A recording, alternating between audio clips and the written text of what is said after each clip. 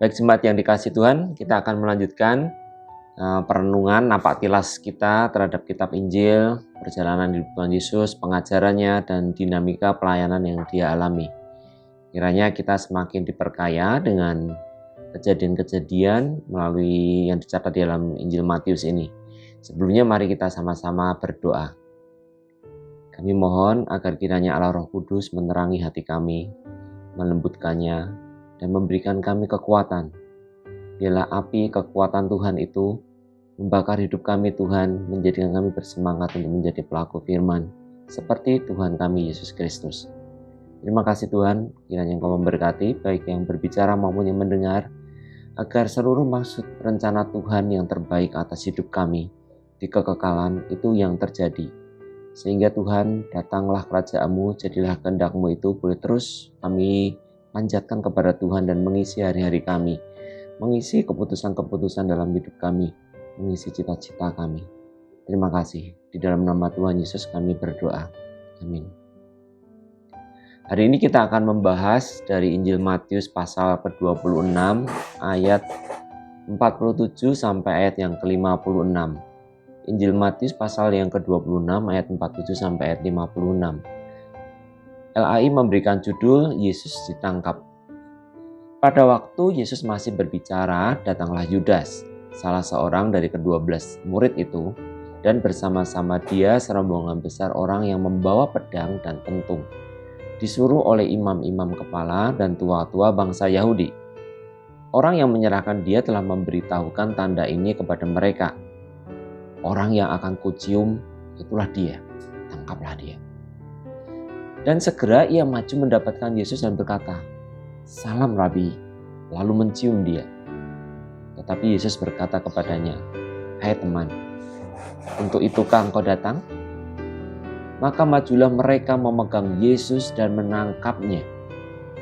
Tetapi seorang dari mereka yang menyertai Yesus mengulurkan tangannya, menghunuskan pedangnya dan meletakkannya kepada hamba imam besar sehingga putus telinganya.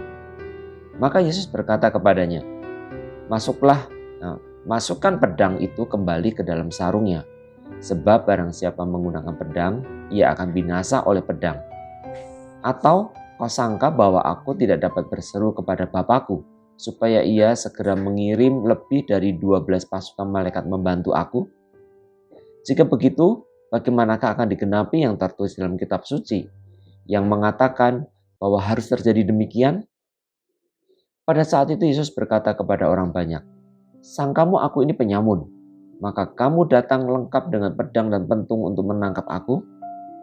Padahal tiap-tiap hari aku duduk mengajar di bait Allah dan kamu tidak menangkap aku.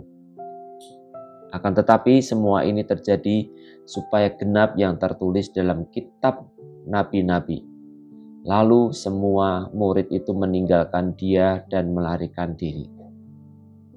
Jadi dari bagian yang pendek ini kita bisa belajar beberapa prinsip ataupun hal-hal yang terjadi ya dalam dinamika orang-orang percaya atau orang-orang yang mau mengikut Tuhan dan yang sedang mengikut Tuhan. Saya melihat ya kita bisa menemukan di sini ada 3 subjek yang kita bisa pelajari dari mereka. Pertama dari Yudas, kedua dari Petrus, dan yang ketiga dari Tuhan Yesus sendiri. Jadi mari kita mulai dari Yudas ya. Dari Yudas kita lihat betapa sebelumnya ya, sebelum bagian ini terjadi, peristiwa ini terjadi, Yudas sudah membuat kesepakatan. Dia sudah membuat kesepakatan dengan imam-imam kepala yang waktu itu mereka, orang imam-imam kepala tersebut merasa kehilangan pamor, pengikut, ya pengaruh. Sehingga mereka menggunakan dalih bahwa Tuhan Yesus itu menghujat. Walaupun ada banyak tanda-tanda yang begitu luar biasa yang tidak pernah terjadi sebelumnya, mereka tetap mengeraskan hati. Nah, kembali ke Yudas, kita bisa melihat selain dia sudah membuat kesepakatan, dari bagian lain kita juga bisa menemukan bagaimana Yudas ini sebenarnya suka mencuri uang. Ya, jadi dari peristiwa ketika ada perempuan yang mengurapi Tuhan Yesus, di mana ada 300 dinar ya, minyak wangi seharga 300 dinar, yaitu cukup mahal, itu Yudas lah yang mengatakan Dan di situ penulis kitab Injil memberikan catatan, Yudas melakukan itu bukan karena peduli kepada orang miskin, tetapi karena dia suka mencuri. Jadi kira-kira jatah colongannya yang bisa dicolong itu kurang gitu ya, akan berkurang kalau atau sebenarnya dia bisa mencuri lebih banyak kalau uangnya minyak wanginya itu diuangkan. Dari sini kita bisa melihat ya, kita bisa belajar beberapa hal. Ya. Pertama, Yudas itu mengikut Tuhan karena dia punya agenda tertentu, agenda hidupnya sendiri. Dalam hal ini uang, ya. Dalam hal ini uang. Yudas mengikut Tuhan karena dia ingin mendapatkan lebih banyak uang, ingin mendapatkan kekayaan dari mengikut Tuhan Yesus. Itulah sebabnya dia suka mencuri, ya. Dan dari cara yang dia pakai, kita bisa melihat caranya itu sangat halus. Ya, waktu itu seolah-olah dia peduli dengan orang miskin, dan di peristiwa yang kita baca, dia menyerahkan Tuhan Yesus dengan ciuman, dengan pelukan. Ya. Caranya itu sangat halus, sangat seolah-olah itu sangat penuh kasih, kira-kira gitu ya. Kasih kepada sesama. Tetapi apa yang dilakukannya justru untuk menyembunyikan rencana-rencana jahat dalam hatinya. Ia bahkan juga tidak sungkan-sungkan membuat kesepakatan atau bekerja sama dengan otoritas rohani yang ada pada waktu itu yang diakui. Jadi dia membenarkan ya pikiran-pikirannya sendiri, rencana-rencana dan tujuannya mengiring Tuhan itu dengan bekerja sama dengan otoritas rohani. Jadi dia tidak bekerja sama dengan Romawi ya. Yang bekerja sama dengan orang-orang Romawi, memaksa orang Romawi adalah imam-imam kepala. Jadi apa yang bisa kita simpulkan dari Yudas ini? Yudas mengikut Tuhan untuk mencari keuntungan diri sendiri. Saya ulang ya, Yudas mengikut Tuhan untuk mencari keuntungan diri sendiri. Kalau kita melihat dalam kitab Injil ini ada banyak sekali orang-orang yang disembuhkan, ya, orang-orang yang dipulihkan, bahkan ada yang dibangkitkan dari kematian.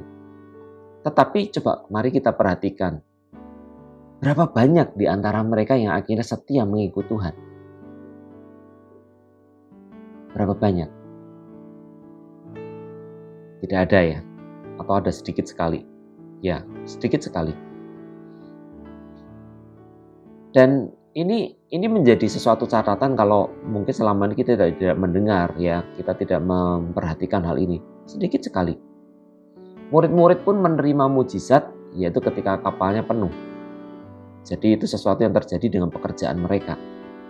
Ya, tetapi coba bayangkan orang-orang yang disembuhkan, yang dilepaskan dari setan, atau yang lumpuh ya, atau yang buta dicelikkan matanya, yang lumpuh bisa berjalan ya, yang dirasuk setan-setannya keluar, yang mati dihidupkan. Mereka tidak terlihat, kisah-kisah hidup mereka tidak dicatat oleh Lukas ya, oleh di Injil, tidak ada. Tidak tahu kemana mereka. Saya menduga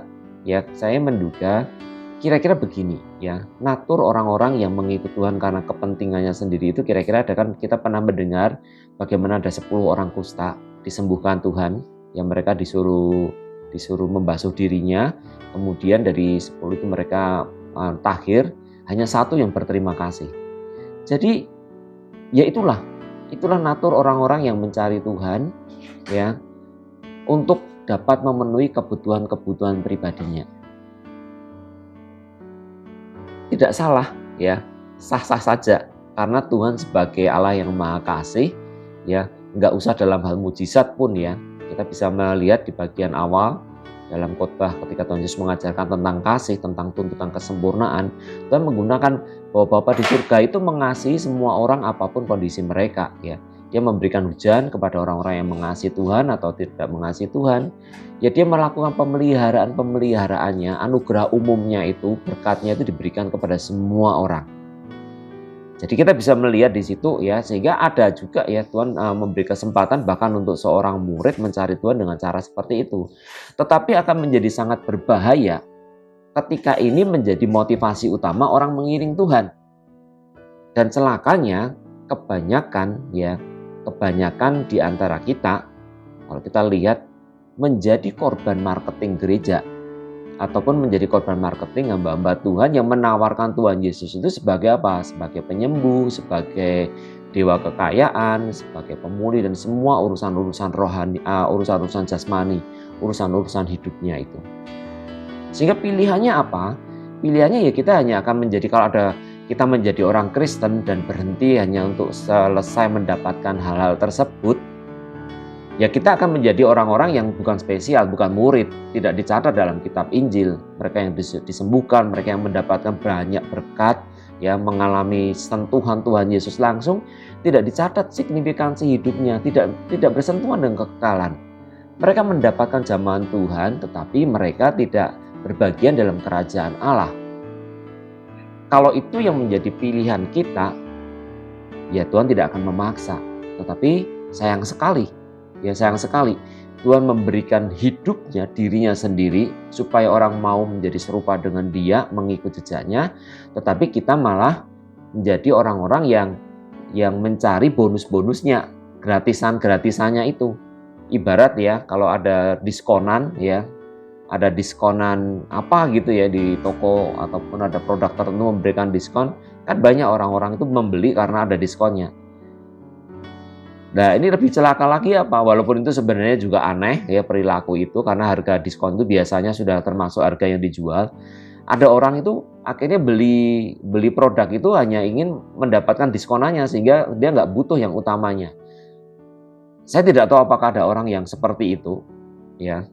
Tetapi kalau kita mengikut Tuhan, hanya mencari diskonannya sehingga kita tidak membutuhkan Tuhannya, itu adalah suatu penipuan dan kita sedang tertipu habis. Tertipu habis karena apa? Kita mungkin bisa Kristen, kita mungkin bisa setia, ya mengikut Tuhan dan sebagainya. Tetapi kita tidak ada apa-apanya dengan Tuhan. Kita tidak dikenal Tuhan. Kita merasa GR saja, kita diselamatkan karena kita menerima ini dan itu. Jangan GR dulu, ya. Karena apa? Orang-orang yang menyembah berhala, para pembunuh, pemerkosa, mereka juga dipelihara Tuhan. Ya, dengan wahyu umumnya, anugerah umumnya, Tuhan memelihara mereka, memberikan mereka nafas kehidupan, memberikan mereka kesehatan, memberikan mereka oksigen, ya, memberikan sinar matahari. Tetap mereka dipelihara. Jadi jangan GR dulu bahwa kalau kita berkecukupan, kita mengalami disembuhkan ini dan itu, ya, itu kita berarti sudah memiliki Tuhan, belum tentu. Ya, karena ada tertulis juga ya bahwa Tuhan mengenyahkan orang-orang yang sedang merasa kegeeran, ya, bahkan mereka disebut pembuat kejahatan. Di Matius 7 dikatakan seperti itu. Jadi kita dari bagian pertama ini, dari sikap Yudas ini, kita harus berhati-hati sekali. Mengapa kita mengikut Tuhan? Apakah kita seperti Yudas mengikut Tuhan karena kita ingin mengambil keuntungan dari apa yang bisa Tuhan Yesus lakukan? Atau kita mengambil keuntungan dari apa yang oleh komunitas Kristen bisa berikan kepada kita. Entah itu perhatian, entah itu mungkin orderan, ya. Karena biasa kan seperti itu dalam komunitas, kalau misalnya ada yang punya usaha catering, maka mereka akan mendapatkan usaha itu kalau ada acara, ya. Kalau ada yang punya mungkin percetakan, mereka mendapatkan, mungkin kalau ada cetak-cetak ini mendapat orderan ini. Atau bahkan bisa jadi apa? Orang menjadi hamba Tuhan karena apa? Menjadi hamba Tuhan di Indonesia ini sementara ini di banyak tempat itu memiliki tempat yang terhormat, dihormati, didengarkan, dapat persembahan kasih yang cukup besar, dan bahkan ada beberapa yang bahkan nanti dapat rumah untuk pensiun, digaji pensiun sampai meninggal. Ya, sesuatu yang sangat enak sekali yang diberikan sehingga orang bisa berbondong-bondong ke sekolah teologi. Itu sebenarnya tidak beda jauh dengan bekerja di tempat pekerjaan sekuler. Tujuannya untuk mendapatkan keuntungan. Nah, lalu bagaimana cara kita bisa membedakan? Apakah kita sedang seperti Yudas ini atau tanda-tandanya kita akan menuju seperti Yudas? Sederhana, tanda-tandanya itu apa? Satu, yang mungkin membuat Anda terkejut, ya. Kita sangat rohani. Ya, kita sangat, tanda-tandanya itu sangat rohani. Orang ini atau saya sendiri atau kita semua itu bisa sangat aktif dalam satu pelayanan.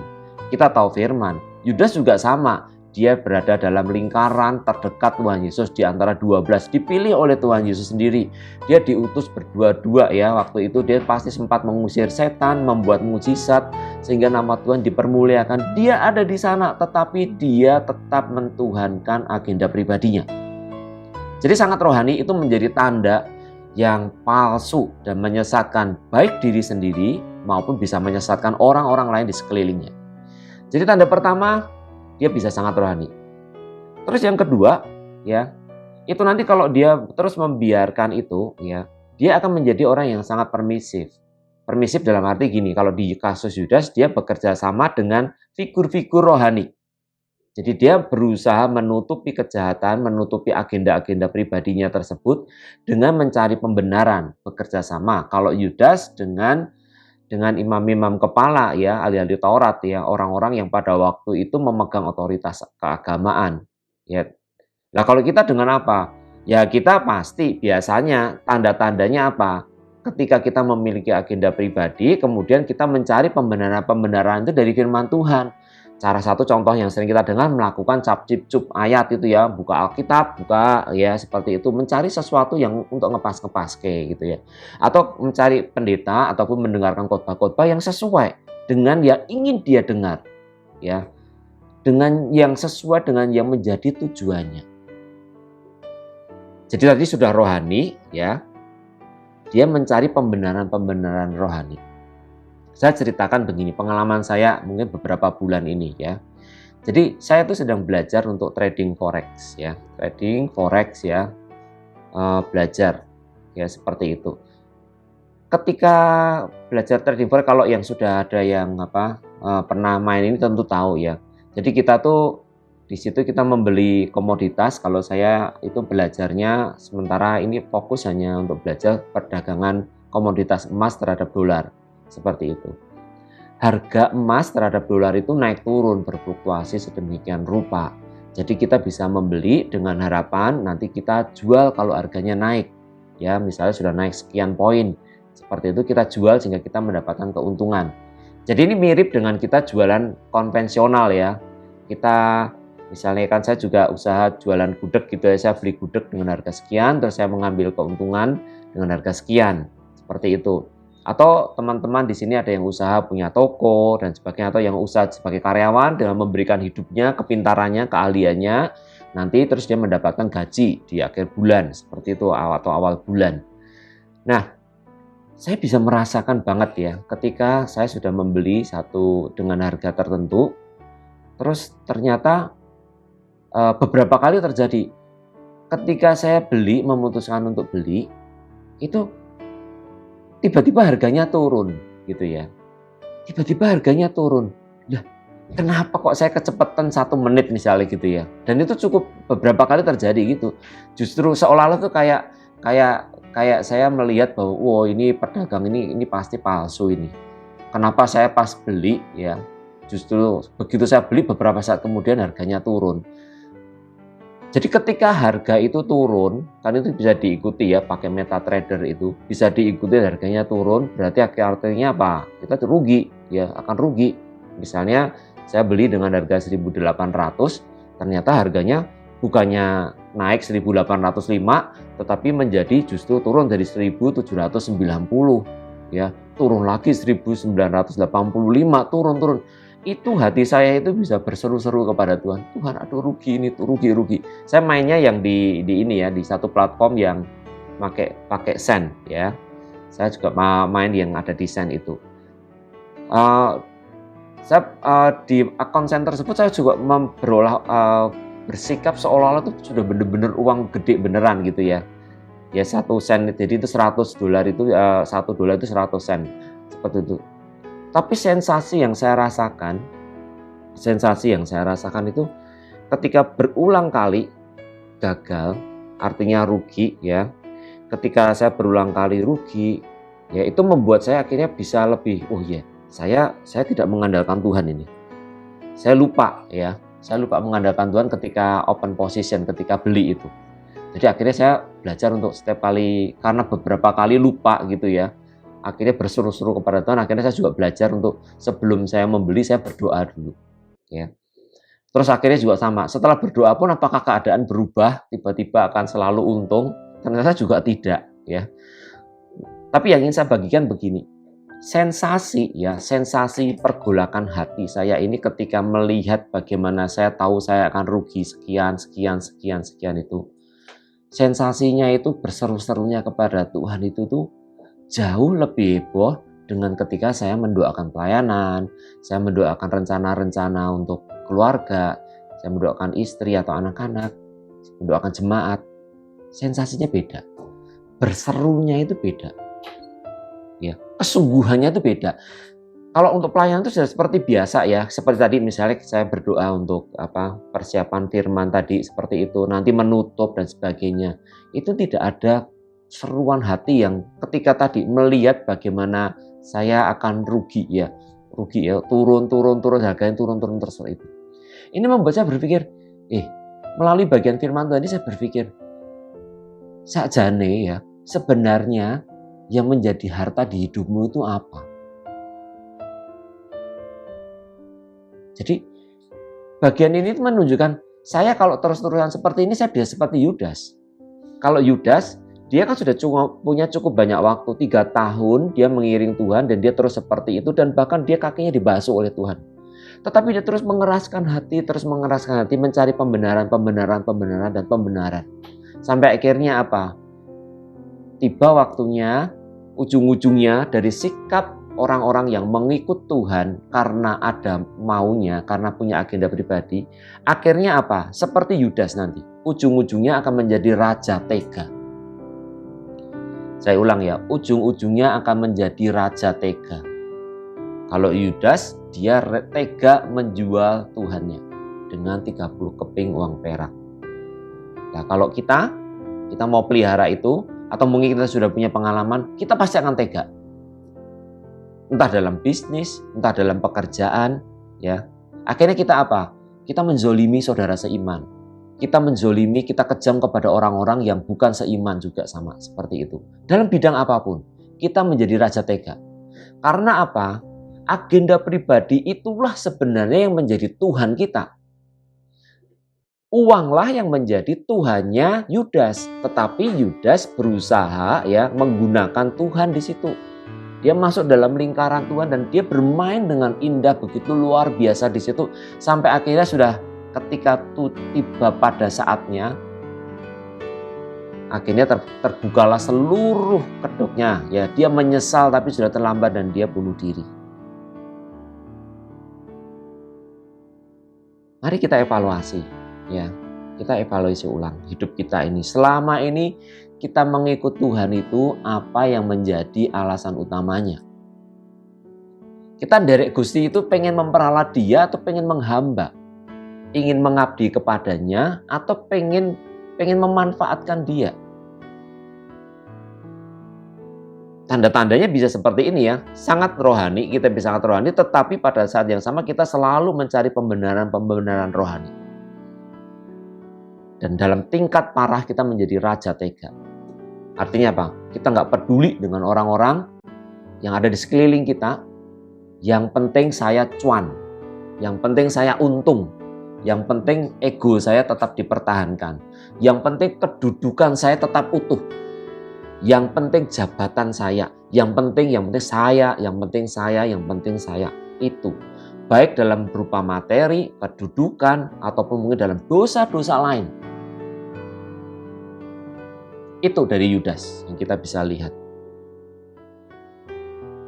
Mari kita ambil waktu sejenak hari Sabat ini, renungkan.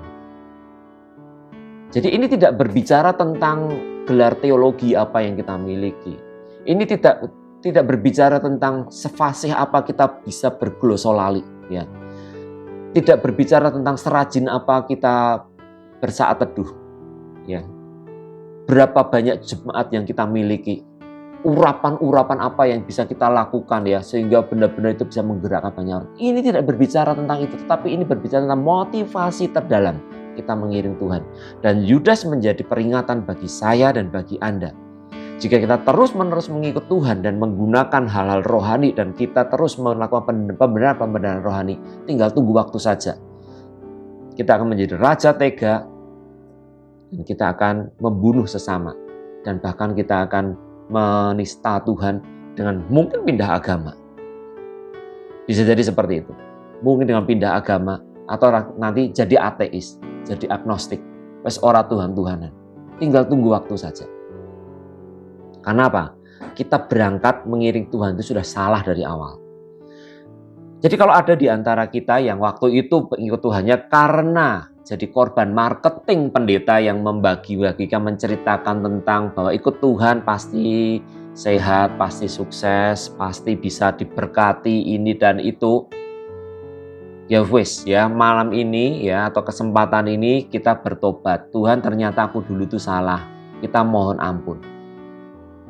Karena ikut Tuhan bukan seperti itu. Nanti di poin ketiga kita bisa melihat, kita belajar dari Tuhan Yesus. Ikut Tuhan itu artinya apa? Ya. Jadi dari yang bagian pertama dari Yudas kita harus berhati-hati sekali. Jangan sampai kita mengikut Tuhan karena ingin mencari keuntungan pribadi. Karena apa? Kita pasti akan menjadi raja tega. Seperti Yudas. Oke, yang kedua, kita belajar dari Petrus sekarang. Jadi Petrus ini dikenal sebagai orang yang spontan, ya. Ibaratnya itu dia suka bertindak dulu baru berpikir. Jadi kita bisa melihat kisah-kisah seputar Petrus ya, bagaimana dia itu sangat responsif. Ketika Tuhan Yesus berjalan di atas air, ya, dia langsung, mereka ketakutan langsung, ya, itu di Matius 14, Petrus berjalan di atas air itu. Kalau engkau Tuhan suruhlah aku berjalan, ya, di atas air. Dia jalan tuh, terus datang kan. Wah, tiba-tiba di tengah itu melihat ombak, dia takut tenggelam. Ya, Tuhan tolong aku. Terus lagi di bagian lain lagi kita bisa melihat bagaimana Petrus ketika dia ditegur Tuhan dengan sangat keras di Matius 16. Padahal sebelumnya Petrus dipuji karena dia menyebutkan engkaulah Mesias, anak Allah. Wah, dipuji sama Tuhan. Tidak lama kemudian ketika Tuhan Yesus menceritakan bagaimana dia akan menderita sengsara, Tuhan Yesus memberitakan penderitaannya yang akan dia alami, Petrus kan langsung menarik Tuhan. Sekali-kali itu Allah tidak akan membiarkan engkau. Ya, jadi waktu Tuhan Yesus mengatakan, Yesus berpaling ya, Matius 16 ayat 23, nanti kita bisa lihat sendiri. Maka Yesus berpaling dan berkata kepada Petrus, "Enyahlah iblis, engkau suatu batu sandungan bagiku, sebab engkau bukan memikirkan apa yang dipikirkan Allah, melainkan apa yang dipikirkan manusia." Ya. Ini sudah lebih baik, Petrus lebih baik daripada Yudas ya. Dia mengiring Tuhan ya, tetapi dengan menggunakan sifat ataupun naturnya yang lama, yaitu mengandalkan pikirannya sendiri atau dirinya sendiri. Arahnya sudah benar, tetapi menjalaninya itu dia masih menggunakan kekuatannya sendiri. Tidak mengandalkan Tuhan, tidak mengikuti firman Tuhan. Sehingga dia mudah sekali disesatkan, ya, bahkan di situ Tuhan Yesus menegur dia dengan sangat keras. Karena apa? Dia dipakai oleh iblis. Untuk apa? Untuk mencobai Tuhan Yesus supaya apa? Menggolkan pikiran manusia, bukan pikiran Allah. Jadi tanda-tandanya orang yang seperti apa? Ya, kita bisa melihat seperti ini, ya. Kita bisa melihat tadi tanda-tandanya, ya. Jadi orangnya sangat giat dalam pelayanan, ya, mengiring Tuhan, kita bisa tahu seperti itu. Mungkin kita juga seperti itu ya. Wah, kita sudah lolos nih dari jebakan yang pertama. Kita tidak termasuk dalam kategori orang seperti Yudas. Kita sudah selesai, gitu, kita selesaikan. Tetapi kalau kita tidak hati-hati, kita bisa kejeglong ke yang kedua ini. Ya, karena apa? Orang seperti Petrus adalah orang yang giat dan bersemangat dalam pelayanan, dalam mengiring Tuhan. Totalitas loh, meninggalkan segala sesuatu pada waktu itu langsung mengikut Tuhan. Nggak pakai banyak cakap gitu kan, pertimbangan, dia ikut Tuhan gitu aja. Dia bisa sangat gercep dalam hal-hal baik, tetapi ironisnya dia sampai lupa mencari Tuhan. Jadi apa yang terjadi ya? Apa yang terjadi di sini? Saya melihatnya kalau misalnya ini saya setan gitu ya. Ya pertama ya tentu kalau bisa jangan ketemu Tuhan. Ya itu level yang tidak ada di sini. Level orang-orang para figuran lah ya. Para figuran itu yang ada di Alkitab. Yudas itu sudah lolos dari halangan pertama yang diberikan setan sehingga dia mau ngikut Tuhan ya. Tapi dia masih punya senjata. Yudas digagalkan dengan keinginannya sendiri. Nah, setelah lolos dari jebakan yang dari tipe Yudas itu, iblis akan menggunakan jebakan yang seperti Petrus ini, mengiring Tuhan dengan kekuatan sendiri. Jadi salah satu tandanya yang utama orang-orang yang seperti ini itu adalah memperlakukan Tuhan itu seperti rumus. Ya, memperlakukan Tuhan itu seperti rumus. Jadi kalau misalnya kita rumus misalnya segitiga Pitagoras A kuadrat tambah B kuadrat, ya segitiga siku-siku, maka itu sama dengan C kuadrat. Ya kira-kira seperti itulah. Jadi akhirnya apa? Jadi dia sudah menanamkan rumus dalam hidupnya, terus akhirnya apa? Yus langsung gitu saja. Membuat akhirnya relasi dia dengan Tuhan itu lebih dikendalikan oleh relasi rumus, ataupun kalau dalam hal rohani ya pemahaman-pemahaman, doktrin-doktrin atau kesaksian-kesaksian. Itu yang dipakai sebagai landasan utamanya. Padahal kalau kita mau jujur, kita mau melihat kepada Alkitab, Tuhan itu bukan rumus. Tuhan itu bukan serangkaian dogma, Tuhan itu bukan rangkaian doktrin yang pasti begini, pasti begitu. Sistematika teologi itu baik karena menghindarkan kita dari kesesatan, nyeleneh dan sebagainya. Tetapi sistematika teologi ya, doktrin ya, syariat-syariat yang kita miliki itu bisa dipakai iblis untuk justru menyesatkan kita. Salah satu contoh yaitu musuhnya Tuhan Yesus sendiri kan. Ya berulang kali saya katakan imam-imam kepala, ahli-ahli Taurat, ya orang-orang Farisi. Mereka itu bukan orang-orang yang tidak mengenal firman. Justru mereka merasa sedang menjaga kekudusan, kesucian firman Tuhan. Nah ini berbahaya sekali, walaupun Petrus tampaknya itu sangat setia, sangat giat mengiring Tuhan, tetapi sampai disebut iblis oleh Tuhan Yesus. Kalau Petrus tidak berbalik hidupnya, ya, dia terus-menerus menggunakan kekuatannya sendiri, hikmatnya sendiri, wah dia gawat hidupnya. Ya salah satu contoh misalnya ya ketika tadi sudah ada 2 contoh. Contoh yang ketika kita ingat bagaimana dia bilang pada Tuhan ya, Jumawa, aku tidak akan menyangkal engkau. Ya, aku tidak akan meninggalkan engkau. Karena Tuhan mengatakan bahwa ketika gembala itu dipukul, seperti ada tertulis, ketika gembala dipukul itu maka domba-domba itu akan tercerai-berai. Petrus bilang, enggak, aku sama sekali enggak akan meninggalkan engkau. Siap mati untukmu Tuhan. Tuhan mengatakan, sebelum ayam berkokok, kamu menyangkal. Jadi Petrus mengandalkan kekuatannya sendiri untuk mengiring Tuhan. Dan itu justru itulah yang membuat dia jatuh. Mari kita kembali melihat firman Tuhan. Ada banyak hal, tapi ada beberapa 4 aja ya. Karena keterbatasan waktu, kita melihat bagaimana Tuhan itu adalah seorang pribadi. Dia memiliki kepribadian dan dia bukan rangkaian doktrin mati kaku ya, kayak rumus Pitagoras seperti itu. Bukan, dia adalah pribadi. Contoh pertama kita bisa melihat dari Abraham. Ya, bagaimana Tuhan meminta Abraham mengorbankan Ishak. Ya, kita bisa melihat itu di Kejadian 22. Ketika iman Abraham diuji oleh Tuhan. Bagaimana Tuhan yang Maha Kasih itu memerintahkan seorang bapak ya untuk membunuh anaknya sendiri, mengorbankan. Praktek ini adalah praktek yang dilakukan oleh dewa-dewa orang kafir pada zamannya Abraham, dan bahkan Israel juga akhirnya waktu itu ya beratus-ratus tahun setelahnya pun agama-agama kafir itu seperti itu. Ya, mereka mengorbankan anak-anak ya, agama-agama yang mengorbankan anak-anak sulung mereka khususnya sebagai bukti pengabdian, kesetiaan, kepercayaan mereka kepada dewa-dewa yang mereka sembah. Coba kalau ini terjadi pada saat ini ya, kalau tidak memiliki kedewasaan atau ketaatan, kedekatan mutlak ya yang pada Tuhan, pengenalan yang dalam, ya pasti Yahweh Tuhan itu ditengking sama Abraham kan. Nyah engkau, gitu. Kau pasti bukan Allah. Kan Abraham sangat mengasihi Ishak, anaknya yang tunggal, benar-benar anak yang tunggal. Bahkan Tuhan ketika memerintahkan tuh anakmu ya yang tunggal, yang engkau kasihi. Tuhan tahu hati Abraham itu berpaut kepada Ishak sebagai anaknya. Anak perjanjian. Tuhan meminta untuk dikorbankan. Ini kan ya permisi kata ya, Tuhan yang nyeleneh kan. Tuhan yang kok malah memakai adat ataupun kebiasaan yang dilakukan oleh dewa-dewa kafir yang haus akan darah itu. Secara teologi Ini permintaannya Tuhan, ini permintaan yang sesat.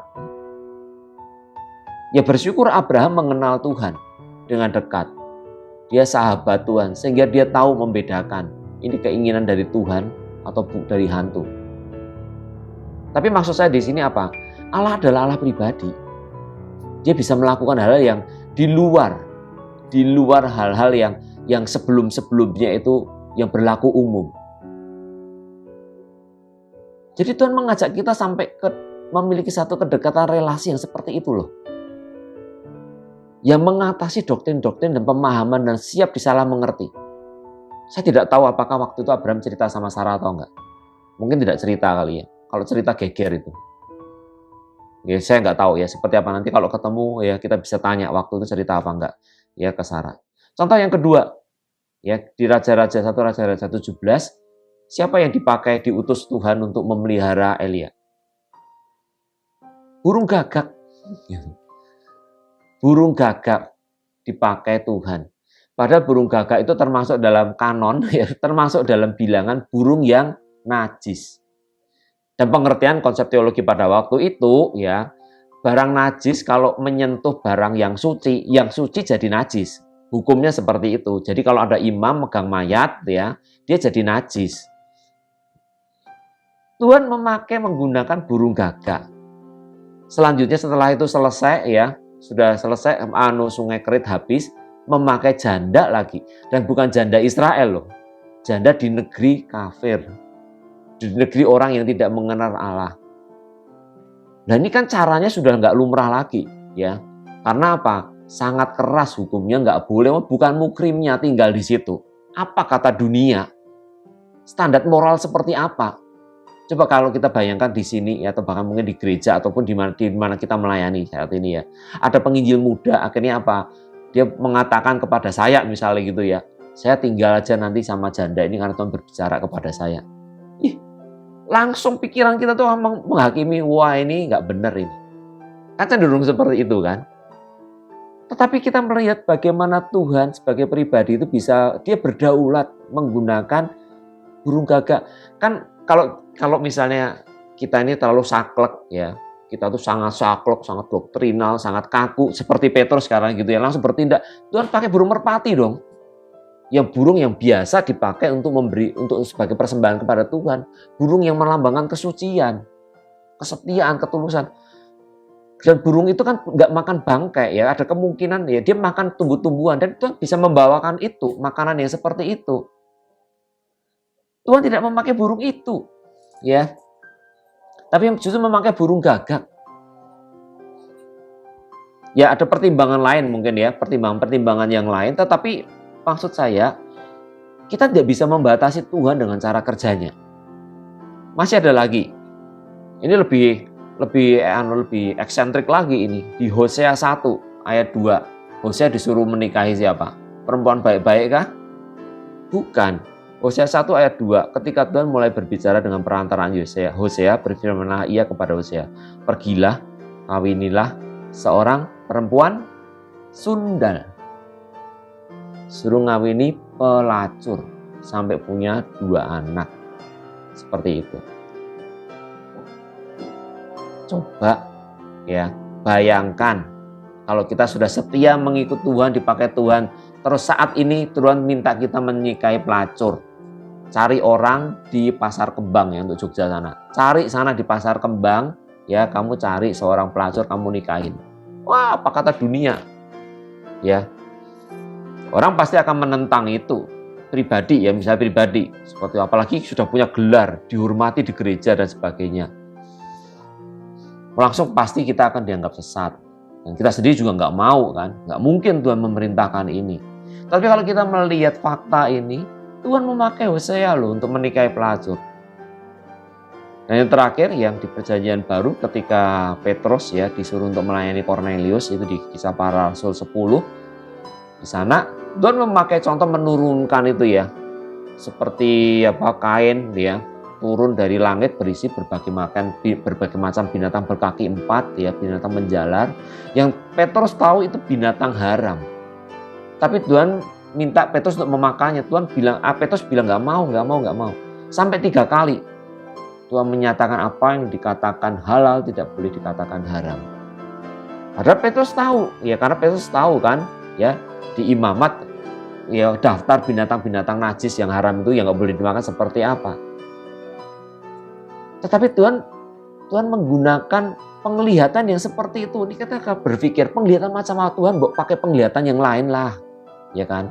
Penglihatan bagaimana misalnya waktu itu bagaimana Niniwe bertobat, ya seperti itu dapat penglihatan.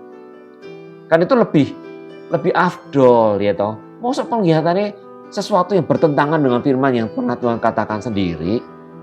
Binatang-binatang ini tidak boleh kamu makan, ya. Kita bisa lihat sendiri, cek di imamat daftarnya seperti itu. Kenapa tidak pakai contoh Niniwe bertobat seperti itu? Tapi poin saya di sini, kita memang perlu untuk mengenal firman-Nya dengan hati-hati. Tetapi kita tidak boleh berhenti di situ karena kita itu tidak sedang doing our religion, kita tidak sedang melakukan, tidak sedang beragama. Kita tuh sedang mengabdi kepada Tuhan. Ada relasi. Kita doing our relation with living God. Kita melakukan relasi dengan Tuhan yang hidup dan kita hamba. Jongos.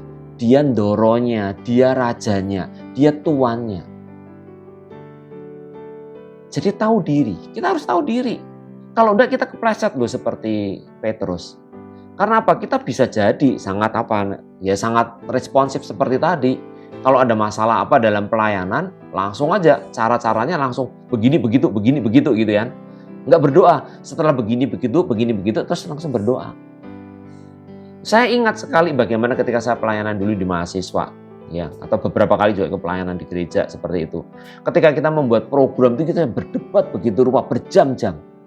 Ya, rapat membuat program itu berjam-jam, bisa seperti itu, berdebat begitu rupa, menentukan satuan-satuan pelayanan yang harus dicapai begini-begini.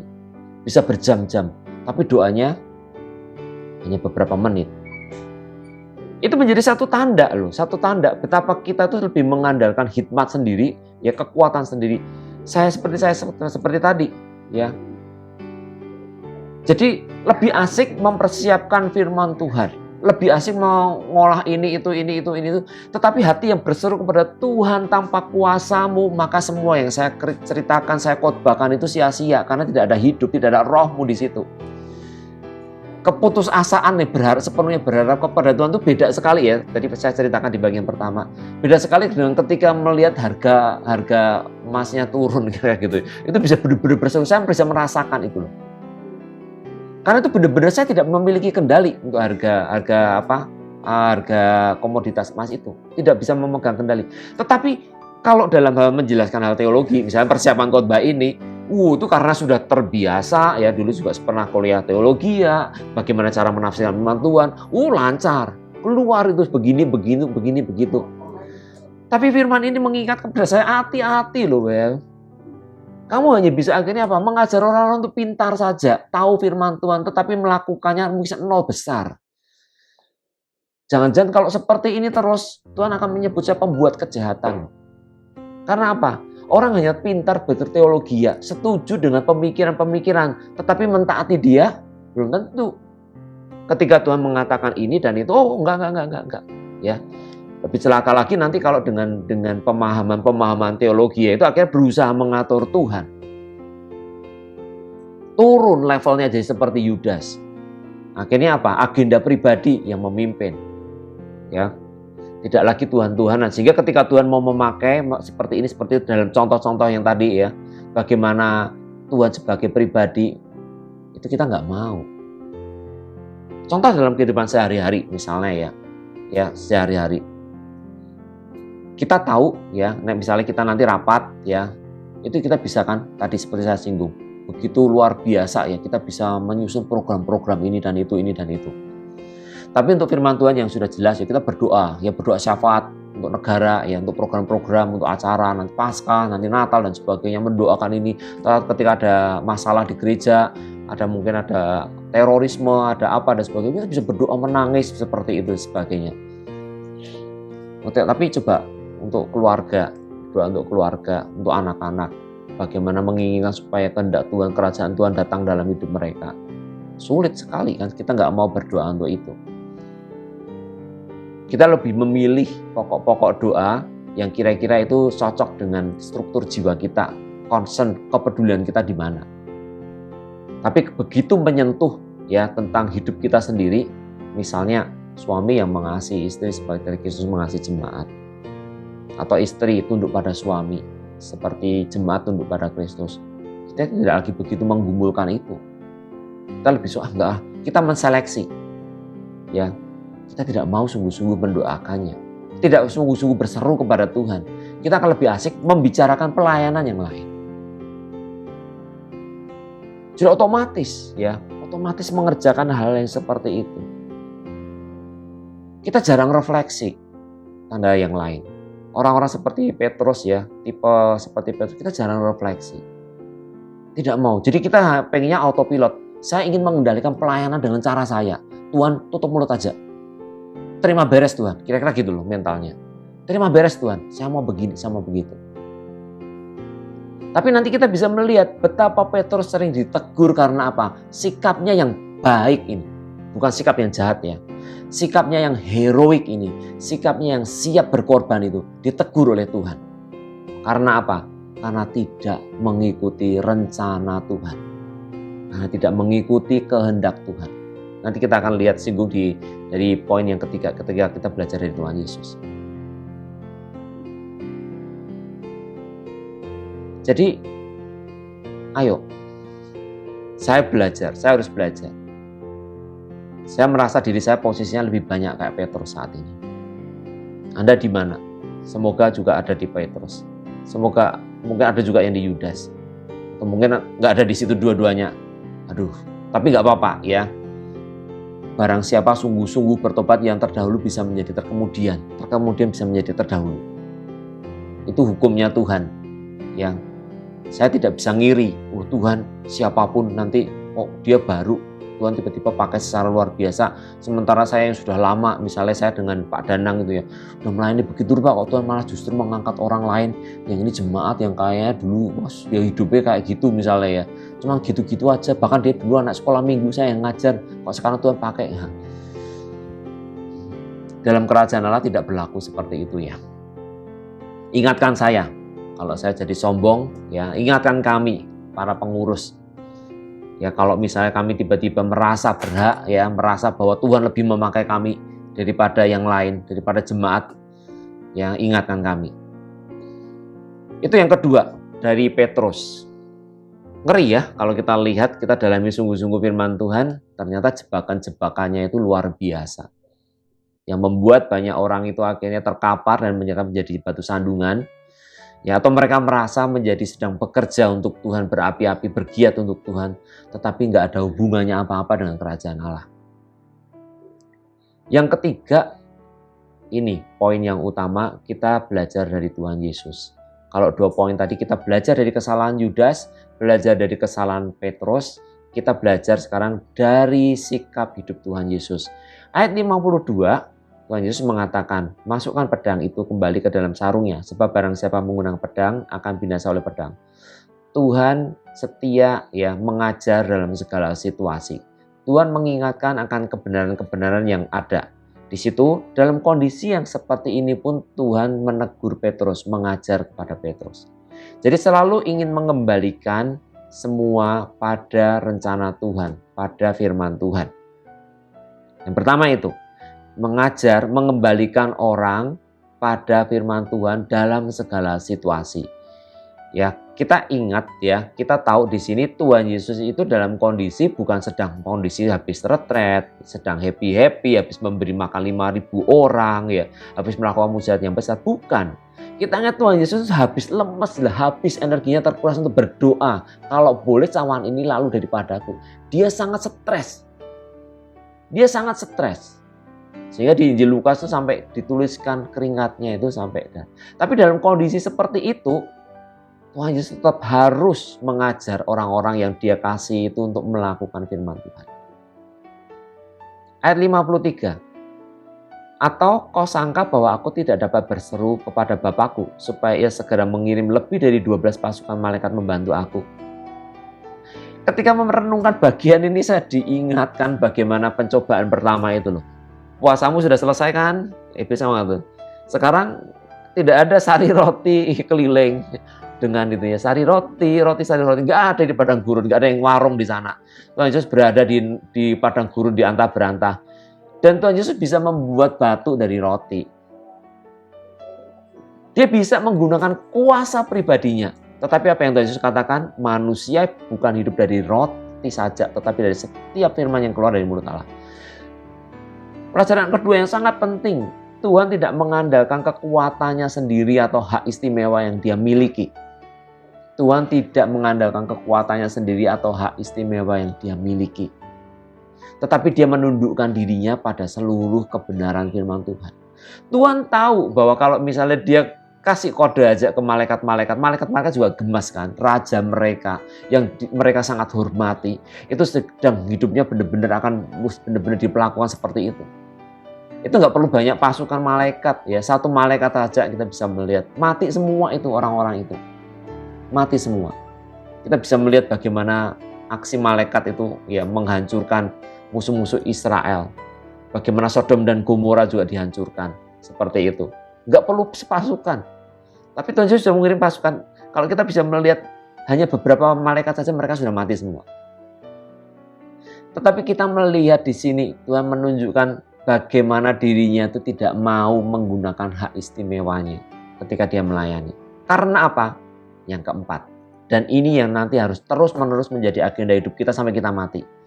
Karena dia ingin menggenapi seluruh kehendak Bapa. Di ayat 54 dan 56. Jika begitu, bagaimanakah akan digenapi yang tertulis dalam kitab suci? Perhatikan ya. Tuhan Yesus itu seringkali melakukan baik hal yang sepele, tampaknya sepele, yang detail, yang kecil yang orang nggak begitu perhatian, tapi biarlah itu dilakukan untuk menggenapi. Biarlah terjadi seperti yang ada tertulis. Biarlah seperti itu. Berusaha menggenapi walaupun untuk itu resikonya apa? Resikonya menderita, disalah mengerti. Resikonya tidak tenang. Resikonya banyak sekali resiko yang mengganggu kenyamanan, yang mengganggu kekuasaan, struktur kekuasaan yang ada, yang menurut ukuran dunia. Jadi Tuhan Yesus menginginkan bagaimana supaya yang tertulis dalam kitab suci itu digenapi. Yang mengatakan bahwa dia harus ditangkap dan diperhitungkan di antara para pemberontak. Jadi Tuhan Yesus mengingatkan ya, mengajar juga kepada orang-orang, menabur benih kepada orang-orang yang menangkapnya pada waktu itu. Ayat 56. Akan tetapi semua ini terjadi supaya genap yang ada tertulis dalam kitab nabi-nabi. Lalu murid itu meninggalkan dia dan melarikan diri. Tuhan mengulang 2 kali ya. Menjelaskan 2 kali dalam momen yang singkat itu. Tujuan hidupnya adalah apa? Menggenapi semua yang tertulis tentang dia. Itu. Kita akan pengen menjadi seperti Tuhan ya. Jadi kita harus menggenapi semua yang Tuhan perintahkan dalam hidup kita. Masing-masing selalu sesuai dengan hidup kita masing-masing saat ini. Jadi Tuhan inilah yang menjadi agenda pribadi Tuhan Yesus, menggenapi setiap yang tertulis. Dia ingin menyenangkan hati Bapa. Inilah arti mengabdi. Ya. Bukan malah ngatur Tuhan dengan ini dan itu. Tuhan, aku sakit ya, aku minta Kau sembuhkan. Aku kan sudah melayani, Tuhan. Tuhan, usahaku bangkrut. Aku sudah memberikan banyak, berkorban waktu ini. Sekarang usahaku bangkrut. Seolah-olah menuntut. Siapa kita sehingga kita berhak menuntut? Raja segala raja saja, kemarin kita kan mendengarkan khotbahnya ya. Kalau boleh cawan ini lalu daripadaku. Tapi bukan kehendakku yang jadi, tetapi kehendakmu. Keinginan ada boleh, tetapi semua tetap harus ditundukkan dalam seluruh rencana Tuhan. Ini yang harus kita pelajari dari Tuhan Yesus. Jadi Petrus ya tadi ya, di Petrus melakukan hal-hal baik, tetapi itu tidak sesuai dengan apa yang Tuhan mau. Yang Tuhan mau dalam setiap hidup saya dan hidup Anda adalah kita melakukan apa yang Tuhan mau. Kalau di keluarga ya tadi, ya misalnya kami barusan baca ya, Bible reading Efesus, ya suami ngasih istri, mendidik anak-anak, ya tidak mengecewakan hatinya, tetapi mendidik mereka di dalam Tuhan.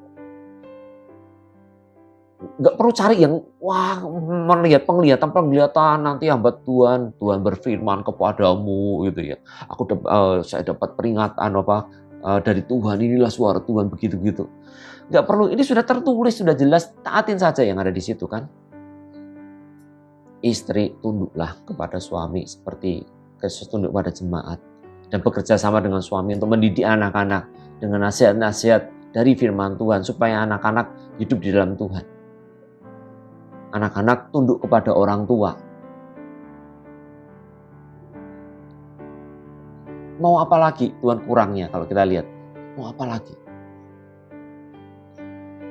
Jadi mari kita renungkan lagi hidup kita.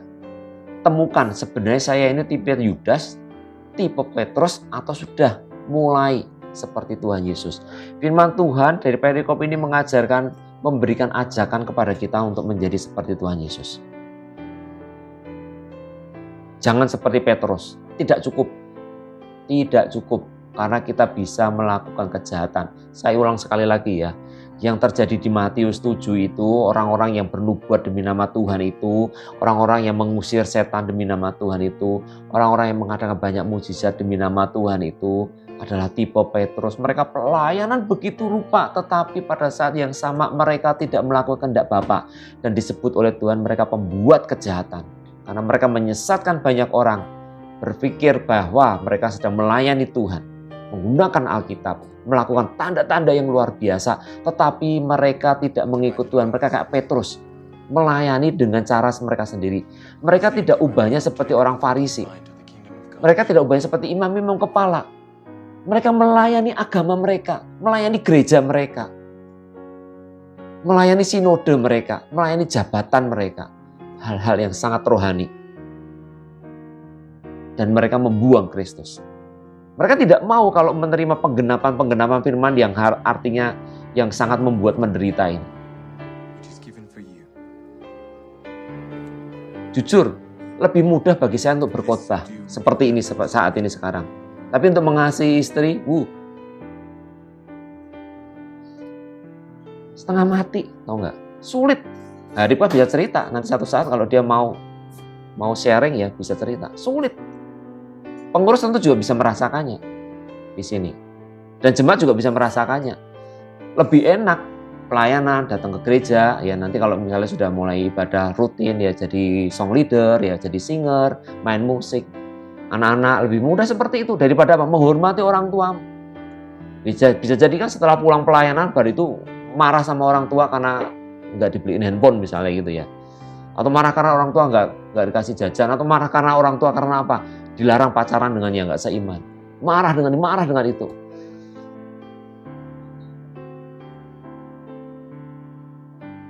Mengerikan. Kita berada dalam satu kekristenan yang sangat mengerikan. Dan kita tergravitasi dengan dosa-dosa kita sendiri. Hanya bedanya kita membungkusnya dengan hal yang sangat rohani. Tapi syukur kepada Tuhan karena Tuhan Yesus berulang kali mengingatkan saya dan Anda untuk melakukan yang Tuhan mau. Bukan perform dalam bentuk pelayanan-pelayanan, tetapi mulai dari lingkaran terdekat kita, mulai dari keluarga kita. Kalau kita nggak berhasil di situ, boleh dibilang semua pelayanan kita itu omong kosong. Kita hanya sedang drama. Kita persis seperti Petrus, atau bahkan lebih buruk lagi kita seperti Yudas. Sedang mencari keuntungan, entah itu mungkin penerimaan, nama baik lah, apapun itu. Tetapi keluarga kita sendiri tahu siapa kita. Ayo kita berhitung. Mari kita membuat pertimbangan, masih mau ikut Tuhan Yesus yang seperti ini, yang rela menggenapi Tuhan dengan jalan yang perih, yang sepi, yang ditinggalkan. Siap? Atau ingin yang populer? Ya, populer ya seperti imam-imam kepala. Banyak yang mendukung, ya ahli-ahli Taurat, mereka didukung. Bahkan pemerintah Romawi pun bekerja sama dengan mereka.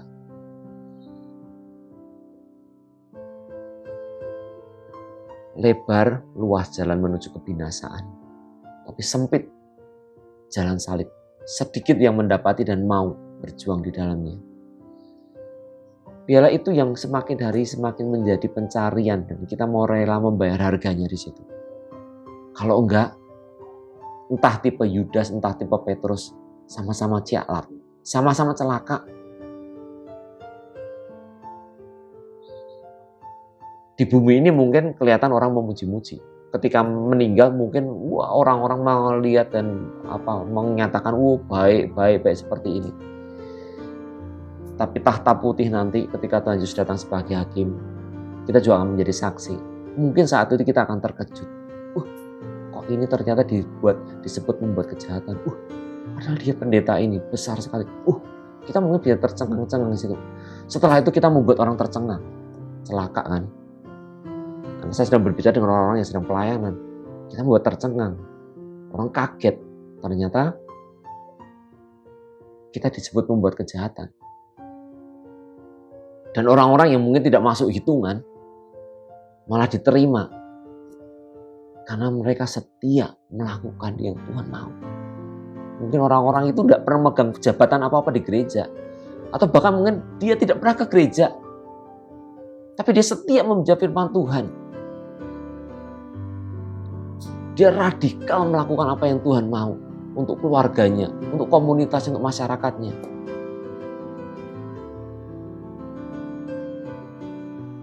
Karena yang dicari oleh Tuhan adalah orang yang hatinya sungguh-sungguh mau mengabdi. Bukan mau mengakali dia. Ya, bukan mau untuk memanfaatkan dia. Yang mau mengabdi. Biarlah itu yang Tuhan dapati. Segera mungkin, secepat mungkin. Kalau bisa di tahun ini. Tuhan mendapati hati yang mau mengabdi kepadanya. Itu dalam diri saya. Diri Anda. Amin. Mari kita berdoa. Terima kasih Tuhan karena Engkau terus-menerus menyatakan bagaimana kami harus mengabdi kepadamu. Engkau sudah menjadi teladan dengan semua yang Engkau miliki Tuhan Yesus. Engkau tidak sama sekali tidak tergoda. Sama sekali tidak tergoda. Tapi Engkau terus setia. Ingin selalu menyukakan hati Bapa dengan menuruti, menjalani, dan menerima akibat-akibat apapun itu. Karena kehendak-Mu lah, kehendak Bapa lah yang ingin Engkau wujudkan di bumi ini seperti di surga. Kami belajar dari Petrus, kami belajar dari Yudas. Jangan Tuhan biarkan kami berlama-lama di situ. Tolong kami yang lemah ini, yang hati kami begitu licik ini Tuhan. Yang mudah disesatkan. Supaya kami kembali, kami menghitung ulang, melihat ulang siapa kami sebenarnya di hadapan Tuhan. Biarlah kami meminta kepada Engkau memberikan hati seperti hati Kristus. Baharui kami Tuhan. Bebaskan kami dari kesesatan-kesesatan yang tidak kami sadari. Kekerasan hati kami, kemunafikan kami. Tuhan tolonglah kami. Tanpa Roh Kudus-Mu kami akan terus saja sesat dan menyesatkan orang-orang di sekeliling kami. Dengan hal-hal baik, dengan hal-hal rohani. Dan bahkan kami akan kurang ajar memanfaatkan, mengatur Engkau untuk melakukan ini dan itu bagi kami, bagi gereja kami, bagi pelayanan kami. Padahal itu gak ada hubungannya apa-apa dengan rencana-Mu. Karena yang jelas-jelas ada dalam firman-Mu. Mungkin bagaimana kami harus mengasihi istri atau suami atau orang tua kami atau anak kami. Itu kami abaikan. Oh Tuhan, mari murnikan setiap hati kami. Tolonglah kami. Tanpa-Mu kami binasa. Dan kami sedang membinasakan orang-orang di sekeliling kami.